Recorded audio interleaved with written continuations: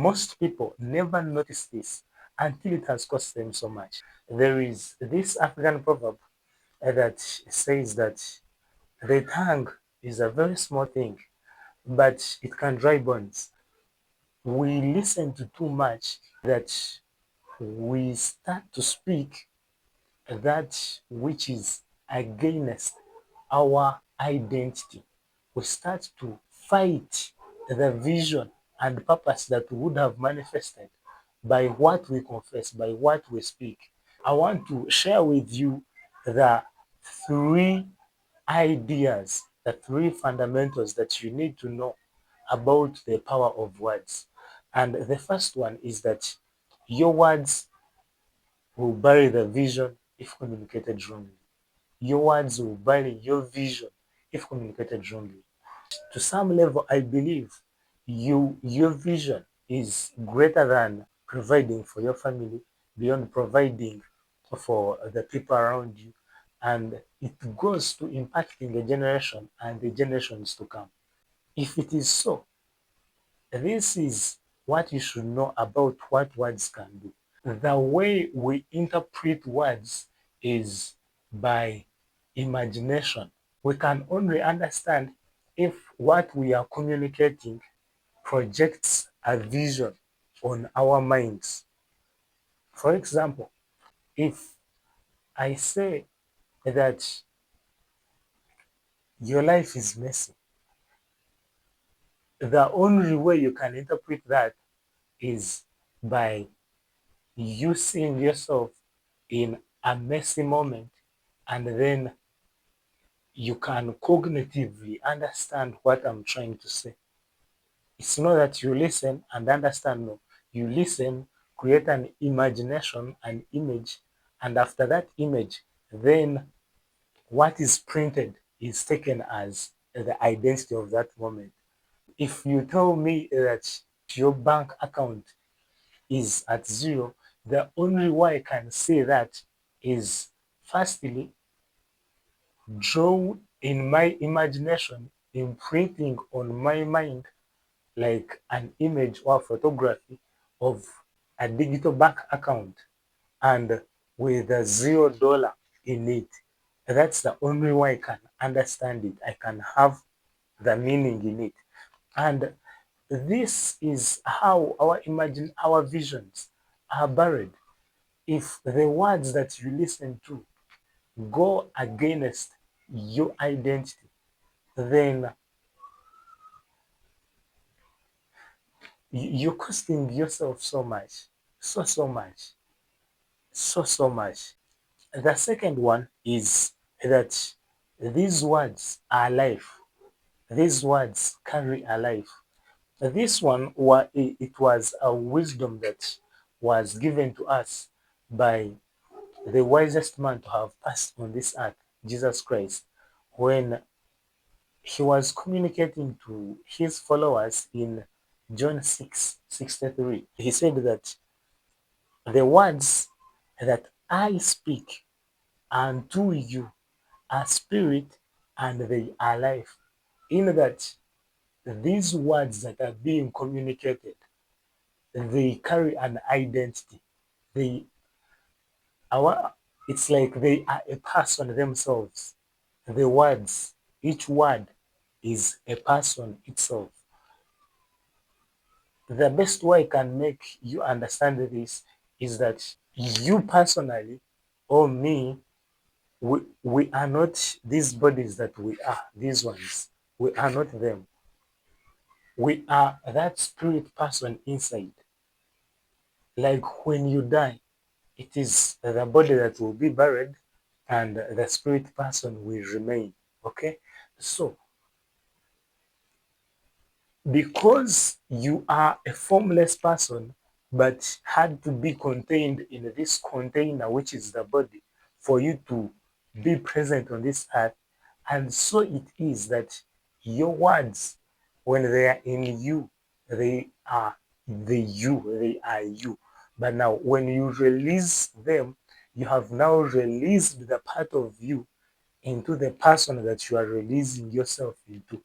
And so that's why we see when you consistently have communications with someone, for example, a husband and a wife, the more they communicate together, the more they start resembling each other. Okay? Like these words create that persona from the spirit given to the body. They start to have that similarity. And this is how great words are. This is how strong the words are. And that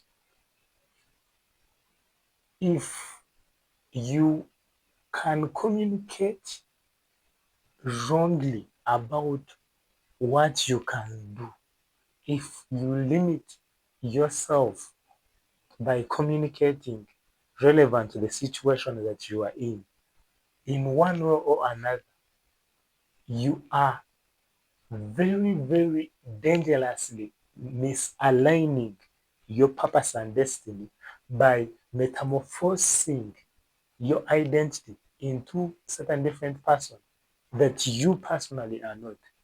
And this is why I come back to you to ask you humbly that once you in the days of adversity, when you look to be out of time, like the vision you have and where you are, you seem to be too far.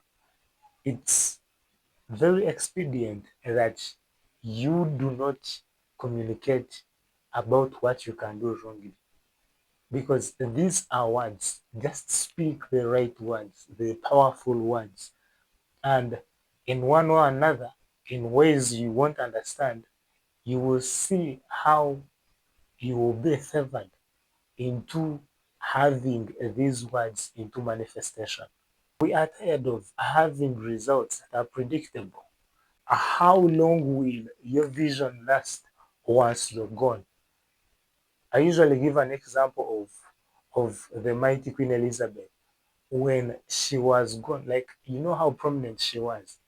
When she was gone like this, it only took less than a week, and we could not have any her publicity anywhere.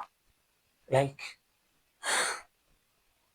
I don't know in the UK if after 1 week she was still being communicated about, but what I know is that worldwide, specifically in my home country,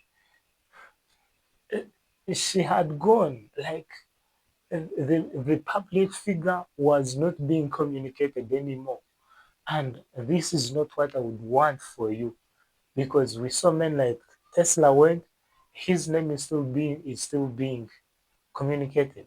We saw Steve Jobs go, but because of the kind of understanding they had in one or another, we still have their names being so prominent even in this time. The third point, these words, if communicated wrongly, they limit the illumination of how much you're supposed to impact the generation that you're in and the generation is to come. King David, more than 3,000 years back, in the Psalm of 71:18, he gave this idea.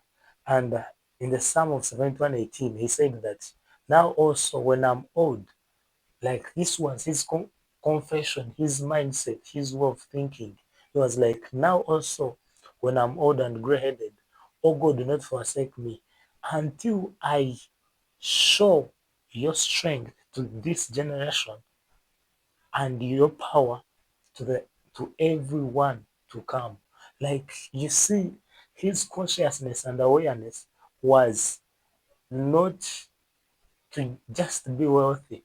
Being wealthy was one of the little things. Having a happy family was one of the little things. Having too much influence over everyone that lived in that generation was one of the little things. But his major aim was not to just impact his generation, the one that he was in, but also to stretch to everyone that was to come. Like everyone that was to come. And we are here, me and you, we are talking about him as in his words His words, that life that we are talking about, his words are here impacting us. You see what I'm telling you?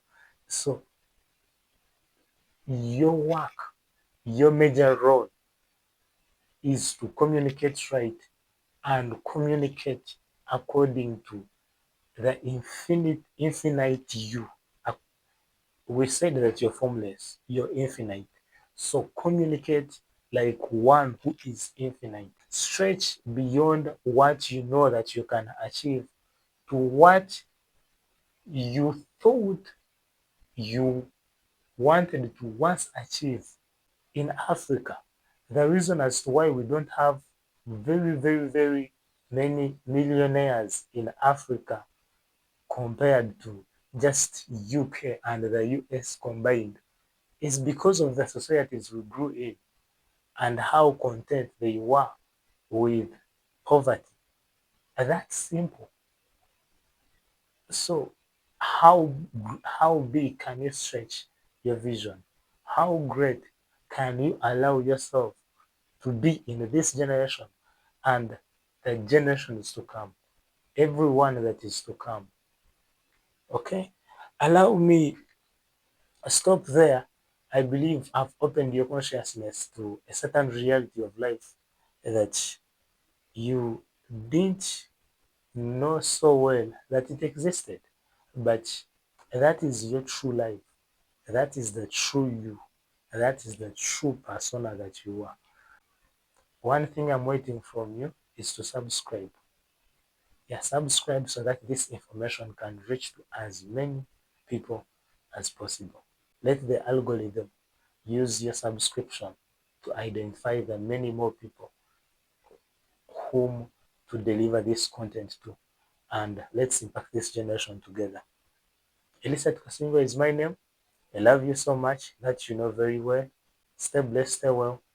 Subscribe. Let's reach many more people as fast as we can.